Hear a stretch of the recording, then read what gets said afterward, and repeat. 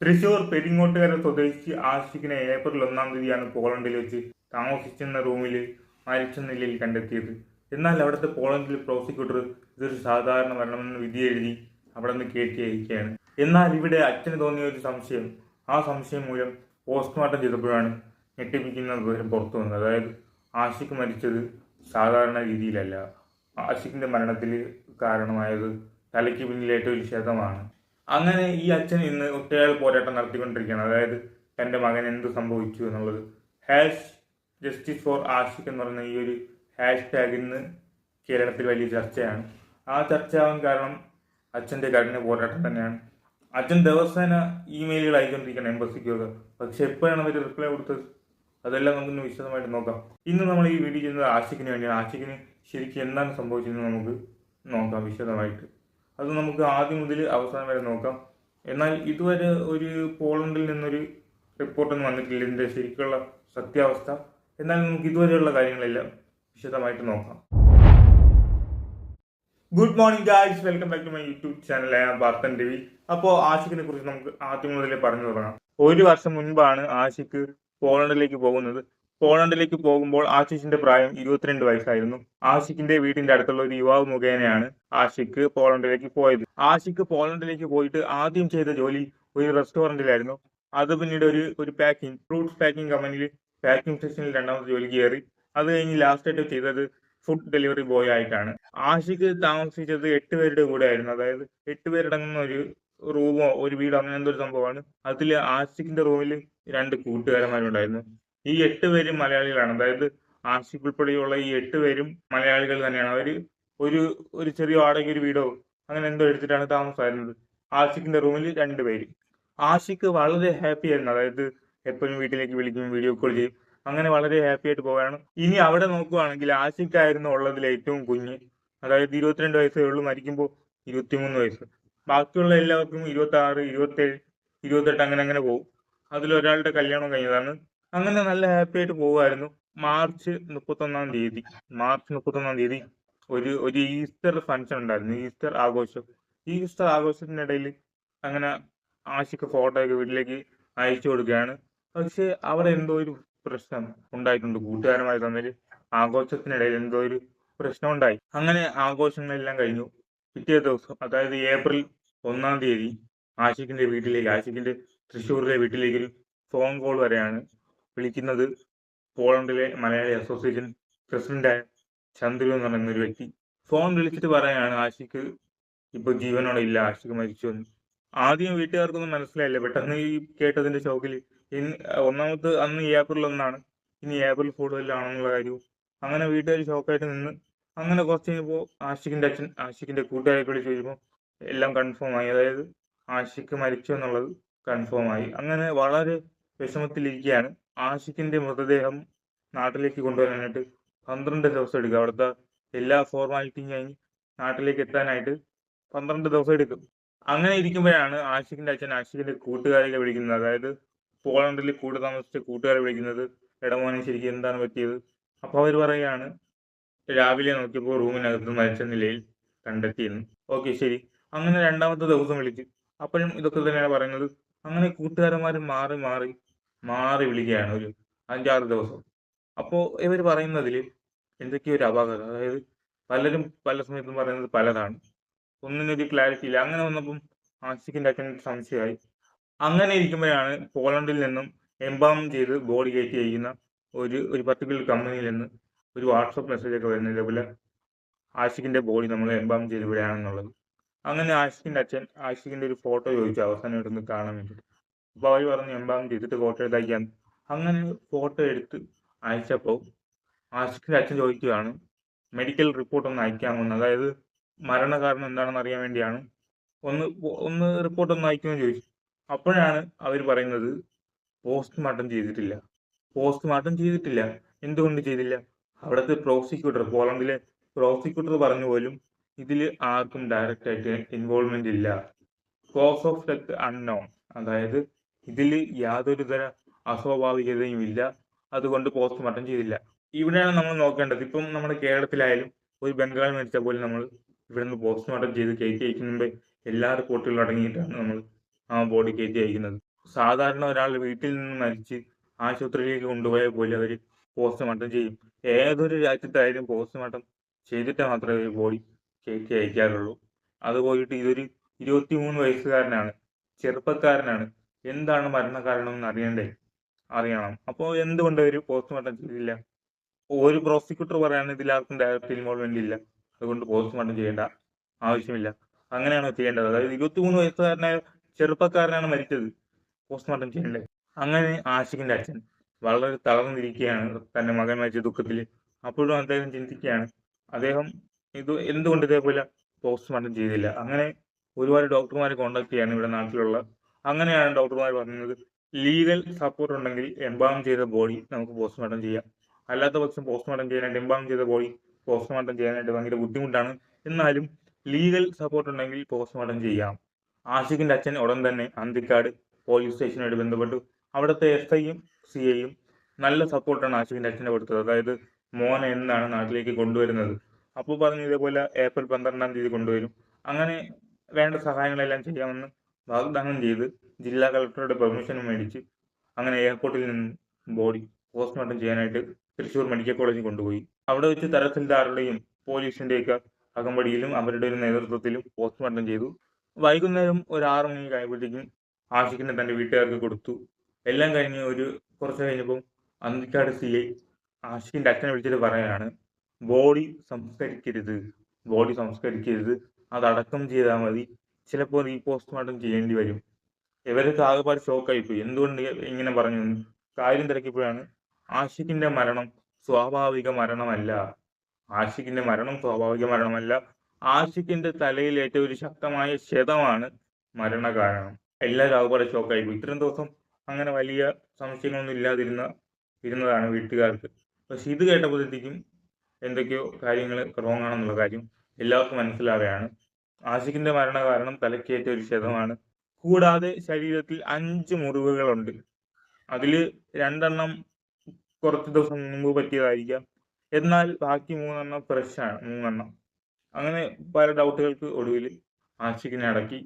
അത് കഴിഞ്ഞിട്ട് ആഷിഖിന്റെ അച്ഛൻ എംബസിയുമായിട്ട് ബന്ധപ്പെടുകയാണ്. ഇതേപോലെ തന്റെ മകന്റെ മരണകാരണം എന്താണെന്നുള്ളത് ശരിക്കും അന്വേഷിക്കണമെന്ന് പറഞ്ഞിട്ട്.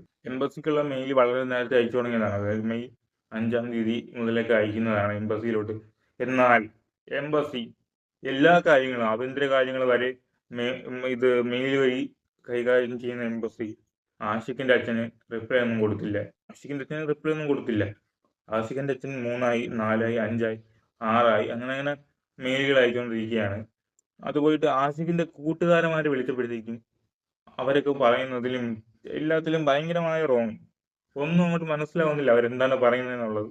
അങ്ങനെ ഇരിക്കുമ്പോഴാണ് ആഷിഖിന്റെ അച്ഛൻ ഒരു ഫേസ്ബുക്ക് പേജൊക്കെ തുടങ്ങി. ഇതേപോലെ #ജസ്റ്റിസ് ഫോർ ആഷിഖ് എന്ന ഹാഷ്ടാഗ് ഒക്കെ വെച്ച് പോസ്റ്റുകൾ ഇടുന്നത്. ഇനി ആഷിഖിന്റെ കൂടെ താമസിച്ചവരുടെ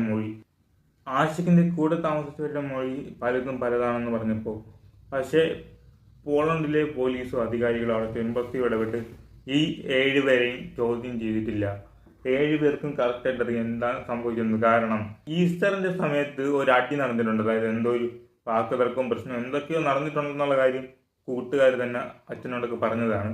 ആ ഒരു അപകടത്തിൽ, അതായത് ആ ഒരു അടിയിലും പിടിയിലൊക്കെ പറ്റിയതായിരിക്കും ഈ ക്ഷതം. എന്നാൽ ആഷിഖിന്റെ അച്ഛൻ ചോദിക്കുന്ന ഒരു കാര്യമുണ്ട്, അഥവാ അങ്ങനെ എന്തെങ്കിലും പറ്റിയിരുന്നുവെങ്കിൽ എന്തുകൊണ്ട് ഇവർ ആശുപത്രിയിൽ കൊണ്ടാക്കിയില്ല? ആശുപത്രിയിൽ കൊണ്ടാക്കിയിട്ട് അവർക്ക് എവിടെ വേണമെങ്കിലും ഓടിപ്പോകാമല്ലോ. അവർക്ക് അവരുടെ മകനെ തിരിച്ചിട്ട് വരുന്നില്ലേ? അതാണ് ആഷിഖിന്റെ അച്ഛൻ ചോദിക്കുന്ന ആദ്യത്തെ കാര്യം. അത് വളരെ ന്യായമായ കാര്യമാണ്. അതായത് എന്തെങ്കിലും പറ്റിയിട്ടുണ്ടെങ്കിൽ ഒന്ന് ആശുപത്രിയിൽ കൊണ്ടുപോയിരുന്നെങ്കിൽ ജീവൻ രക്ഷിക്കാമായിരുന്നു. വ്യക്തമായിട്ട് പറയുന്നുണ്ട്, പതിയെ ഉള്ള മരണമായിരുന്നു. അതായത് തലക്കേറ്റ ക്ഷതം മൂലം പതിയെയാണ് ബ്ലഡ് കോട്ട് ചെയ്ത് ആഷിഖിന്റെ മരണത്തിന് കാരണമായത്. ഉറപ്പായിട്ടും ആശുപത്രിയിൽ കൊണ്ടുപോയിരുന്നുവെങ്കിൽ ആഷിഖിനെ രക്ഷിക്കാമായിരുന്നു. ഇന്ന് ആഷിഖ് നമ്മുടെ കൂടെ ഉണ്ടാകുമായിരുന്നു. ഇതാണ് അച്ഛൻ ചോദിക്കുന്ന ആദ്യത്തെ കാര്യം. രണ്ടാമത്തേത്, ആഷിഖിന്റെ 41ന്റെ ചടങ്ങെല്ലാം കഴിഞ്ഞ് പെട്ടി നോക്കിയപ്പോഴാണ് ആഷിഖ് അന്നത്തെ ദിവസം ഇട്ടിരുന്ന ടീഷർട്ട് ഈ പെട്ടിയിലില്ല. ആഷിഖ് സെലിബ്രേഷന്റെ ഇടയിൽ എടുത്ത ഒരു ഫോട്ടോ വീട്ടുകാർക്ക് അയച്ചു കൊടുത്തിട്ടുണ്ടായിരുന്നു. അതിലിട്ടിരുന്ന ടീഷർട്ട് ഇതിൽ കാണാനില്ല, ഈ പെട്ടിക്കകത്ത് കാണാനില്ല. അങ്ങനെ കൂട്ടുകാരന്മാരോട് ചോദിച്ചപ്പോൾ പറയാണ്, അല്ല അതാ പെട്ടിക്കകത്തുണ്ടായിരുന്നല്ലോ, ഞാനെടുത്ത് വച്ചതാണല്ലോ, ഇപ്പം കാണാനില്ലേ, ഇവിടെ ഒന്നും ഇല്ലെന്നൊക്കെ ഇങ്ങനെ പറയാണ്. അപ്പോൾ ആഷിഖിൻ്റെ അച്ഛൻ വേറെ ഒരു കൂട്ടുകാരനെ വിളിച്ചപ്പോൾ ഇല്ല അങ്കിളെ ഞങ്ങൾ ആ ഡ്രസ്സ് അതിനകത്ത് വച്ചിട്ടുണ്ടായിരുന്നു എന്ന് പറയുകയാണ്. എന്നാൽ പിന്നെ നാട്ടിൽ നിന്ന് ആ ഡ്രസ്സ് അവിടെ പോയി, ആ ടീഷർട്ട് അവിടെ പോയി. ഇനി വേറൊരു കൂട്ടുകാരനെ വിളിച്ചത് പറയുന്നത് അവൻ ഇട്ടത് ആ ഡ്രസ്സല്ല, അവൻ രാത്രി ഒരു റെഡ് കളർ സ്വെറ്റർ പോലത്തെ ഒരു സാധനമാണ് ഇട്ടുകൊണ്ട് കിടന്നതെന്ന് പറയുന്നു. ഇതിൽ പലതും പറയുന്നുണ്ട്, അതിനൊരു വ്യക്തതയില്ല. ഇനി അടുത്ത കാര്യം ആഷിഖിൻ്റെ അച്ഛൻ ചോദിക്കുന്നത്, ആഷിഖിൻ്റെ അച്ഛനും ഞങ്ങളെ പോലത്തെ ഉള്ള ആൾക്കാർക്കൊക്കെ ഇത്രയും ചെയ്യാൻ പറ്റി, ഇതേപോലത്തെ ഹാഷ്ടാഗ് ഒക്കെ ഇട്ട് പോസ്റ്റുകളൊക്കെ ഇട്ട് ഇത്രയും ഒരു ഇമ്പാക്റ്റ് ഉണ്ടാക്കാൻ സാധിച്ചു. അപ്പോൾ എന്തുകൊണ്ട് ഈ 7 പേരും ആഷിഖിന് വേണ്ടി ഒരക്ഷരം ഉണ്ടെന്നില്ല? ഇവിടെ ഇരുന്നുകൊണ്ട് ഇത്രയും ചെയ്യാമെങ്കിൽ ആഷിഖിൻ്റെ കൂടെ ഉണ്ടായിരുന്ന 7 പേർക്ക് എന്തെല്ലാം ചെയ്യാം, എന്തുകൊണ്ട് അവർ ചെയ്യുന്നില്ല? ഇത്രയും ദിവസമായിട്ട് ആഷിഖിൻ്റെ ഒരു ഫോട്ടോ പോലെ ഒരു പോസ്റ്റോ സ്റ്റോറിയോ ഒന്നും ഇട്ടിട്ടില്ല, എന്തുകൊണ്ട്? അപ്പോൾ ഇതിലെന്തായാലും എല്ലാവർക്കും അറിയാവുന്ന രീതിയിൽ എന്തോ ഒന്ന് അവിടെ നടന്നിട്ടുണ്ടെന്നുള്ള കാര്യം ഉറപ്പാണ്, 100% ഉറപ്പാണ്. ഇനി ആഷിഖിൻ്റെ കൂട്ടുകാർ പറയുന്ന ഒരു കാര്യമുണ്ട്, അതായത് ആഷിഖ് ഒരാഴ്ച മുമ്പ് എവിടെ വീണെന്ന്. അങ്ങനെയാണെങ്കിൽ ആഷിഖിന് കുറച്ച് ദിവസം മുമ്പ് എന്തെങ്കിലും സംഭവിക്കണ്ടേ? ആഷിഖിന്റെ തലയിലെ ബ്ലഡ് കോട്ടായി ആ ഒരു ക്ഷതം മൂലമാണ് ആഷിഖ് മരിച്ചത്. അങ്ങനെയാണെങ്കിൽ കുറച്ച് ദിവസം മുമ്പ് മരിക്കണ്ടേ? ഇപ്പൊ മരിക്കാൻ ഉണ്ടായ കാരണം എന്താ? അപ്പോ ഈ അപകടം നടന്നത് ഈസ്റ്ററിന്റെ സമയത്താണ്, അതായത് ആഘോഷം ആ ഒരു സമയത്താണ് ഈ ഒരു അപകടം നടന്നതെന്നത് കൺഫേം ആണ്. ഇനി എംബസി, നമ്മൾ എന്തിനാണ് കഴിച്ച എംബസി? അതായത് എന്താണ് ഈ എംബസിയുടെ ഒരു ഉദ്ദേശം? അതായത് എന്തിനാണ് ഓരോ രാജ്യങ്ങളിലും എംബസി എന്ന പേരിൽ ഒരു സ്ഥാപനം പ്രവർത്തിക്കുന്നത്? അത് നിങ്ങൾക്കറിയാമോ എന്തിനാണെന്നുള്ളത്? അതായത് ഇതേപോലെ അവിടെ പോയി ജോലി ചെയ്യുന്നവർക്ക് ബന്ധപ്പെട്ട് അവർക്ക് വേണ്ട കാര്യങ്ങൾ ചെയ്തു കൊടുക്കാനും അതുപോലെ തന്നെ വിദേശകാര്യമായിട്ട് ബന്ധപ്പെട്ട കാര്യങ്ങൾക്ക് വേണ്ടി ഉള്ള ഒരു സ്ഥാപനമാണ് എംബസി.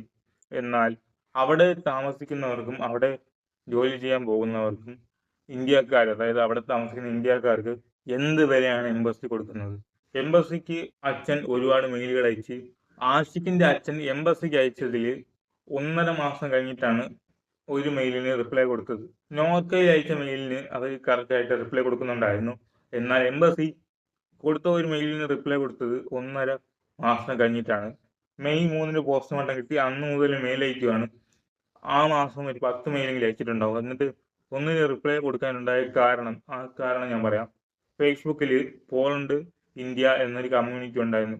ആ കമ്മ്യൂണിറ്റിയിൽ കയറി എംബസിക്ക് എതിരായിട്ട് ആഷിഖിന്റെ അച്ഛൻ കുറച്ച് കാര്യം പറഞ്ഞു, അതായത് കുറച്ച് കാര്യം നന്നായിട്ട് തന്നെ വിമർശിച്ച് പറഞ്ഞു. ഇത് കണ്ടിട്ടാണ് അവർ റിപ്ലൈ കൊടുത്തത്. അല്ലാണ്ടെങ്കിൽ അവരിപ്പോഴും റിപ്ലൈ ഒന്നും കൊടുക്കത്തില്ലായിരുന്നു. അപ്പോൾ എന്തിനാണ് എംബസി ഇടപെട്ടില്ലെങ്കിൽ ഇതിനു മുമ്പ് കാര്യമെല്ലാം തെളിയിക്കാൻ വരുന്നു? ആഷിഖിന്റെ അച്ഛൻ പറയുന്ന ഒരു കാര്യമുണ്ട്, അതായത് ഈ 7 പേരെയും ചോദ്യം ചെയ്തു കഴിഞ്ഞാൽ ശരിക്കുള്ള സത്യം പുറത്തു വരും.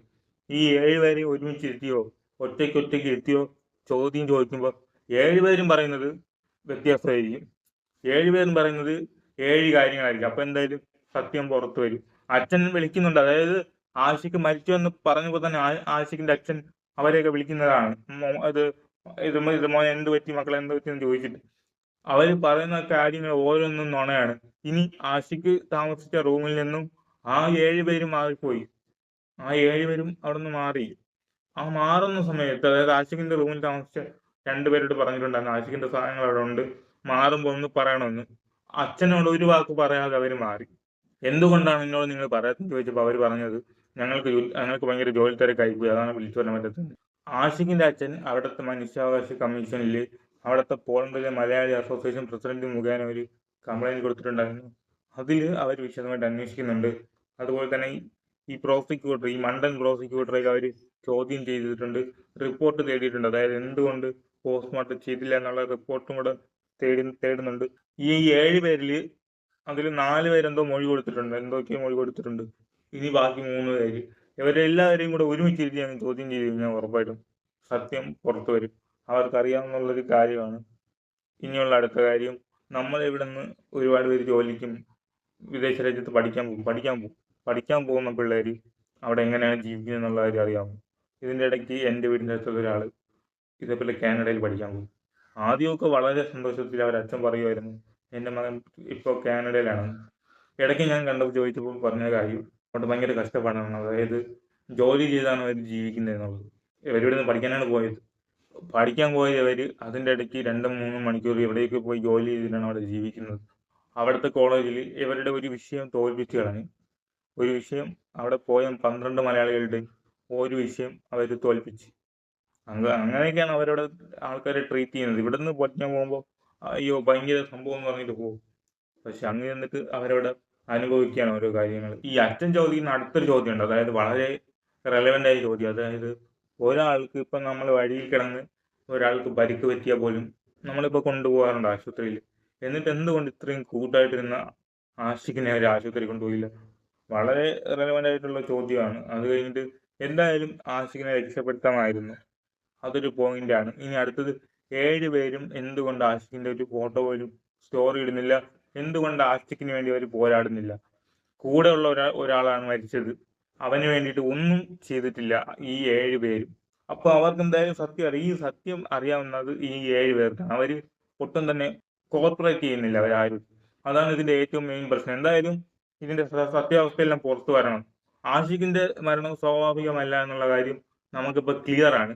എന്താണ് അതിന്റെ കാരണം? അവിടുത്തെ എംബസി അത് അന്വേഷിക്കണം.